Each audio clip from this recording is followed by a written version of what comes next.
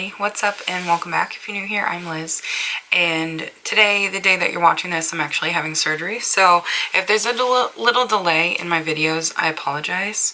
I'll be in the hospital for about a day, and then we'll see how recovery is. But I do plan on having videos go up while I am in recovery, so I don't want you to be alarmed at all about not getting any content. So today's true crime case, we're going to be discussing that of the Finley Creek Jane Doe. Finley Creek Jane Doe is the case from Oregon. So at about 7 a.m. on August 27th of 1978, two hunters were hunting at the Finley Creek cow camp. This is when they discovered a set of remains buried in a shallow grave. This was the Finley Creek cow camp outside of Elgin, Oregon. Now, the skull that was protruding from the burial site with the remainder of the skeletal remains, they were just kind of like scattered around. So part of her was in the ground, her skull was protruding, and then there was some bones just kind of like here, there, and everywhere. They believed that she was actually buried face down because when they saw the skull protruding, it was the top of the skull, so face was in the ground. They brought her to the Coffey's funeral home in La Grande, and this is where Dr. Judy Buzak examined the skeletal remains. She was then able to determine that this was a female, and after her initial analysis, they brought the remains to Portland by Dick Baker, who was a detective with the Oregon State Police. Now, prior to her body going anywhere, Lieutenant John Spilker of the Oregon State Police Crime Lab in Pendleton, he stated that there were smaller bones he found with the larger set of remains. They believed that those smaller bones belonged to that of an unborn child. This theory was confirmed. This Jane Doe was determined to be about 6 to 8 months pregnant at the time of her murder, as the fetus was found as well in the grave. This grave was about 29 inches deep, 20 inches wide, and about 4 feet long in size. This information was announced about the case and made public in September of 1978. So about a month later, this information was made public. It is estimated that she died somewhere between 1975 and 1976. Also, the detail of not all the remains were with the body was made public as well. They spoke about damage to the skeletal remains, animal activity being shown or that are present on the remains, and that there's missing bones from the scene. Now, we can't corroborate that fully. I'll kind of get into that a little bit later. Other details that were made public were about clothing and physical characteristics that they found that were good indicators about her remains. She had light brown or blonde hair. She approximately at first said she was about 5'2" to 5'4" in height, and she weighed about 115 to 140 pounds. These calculations were updated and re-released. It is believed that she is between 5'1" to 5'3", and that she was about 115 to 125 pounds around the time that she died. So she was a relatively petite person. I'm guessing if she was 6 to 8 months pregnant when she died, she was probably about a 90-pound person prior to being pregnant. So she was, like, I have family members that are that tiny. She was a tiny person. But they also don't know exactly how she died. They did, however, find a 3-foot-long coaxial cable that was found relatively close to the grave, and the medical examiner at the time suspected that she may have been strangled to death by this. So, clothing that was found near her is red pants, specifically the Catalina brand, in a size 15 or 16 in juniors, and they also showed indications that the length was changed on the pants. She is speculated to have worn these ankle-high lace-up shoes that were possibly Red Wing generic work boots.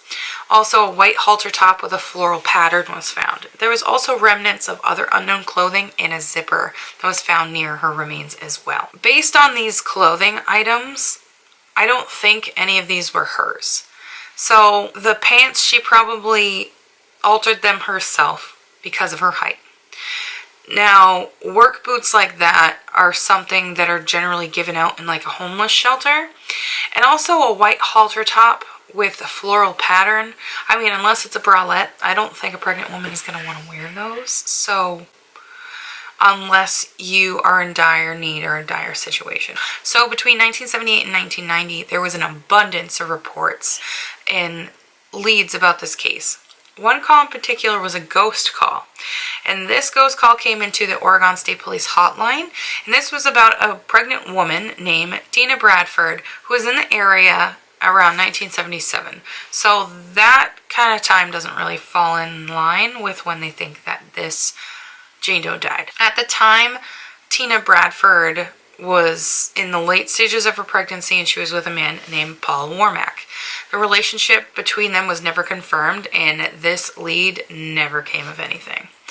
In 1979, the Oregon State Police and the Thurston County Sheriff's Office in Washington responded to a call about an abandoned camp on Forest Road 241. Now, this is approximately 25 minutes from where the Finley Creek Jane Doe was discovered. At this camp, they discovered a lean-to shelter that was made from small wooden poles that was either hand-cut or cut with a chainsaw. They determined this because the cut was clean cut, like a very clean across cut.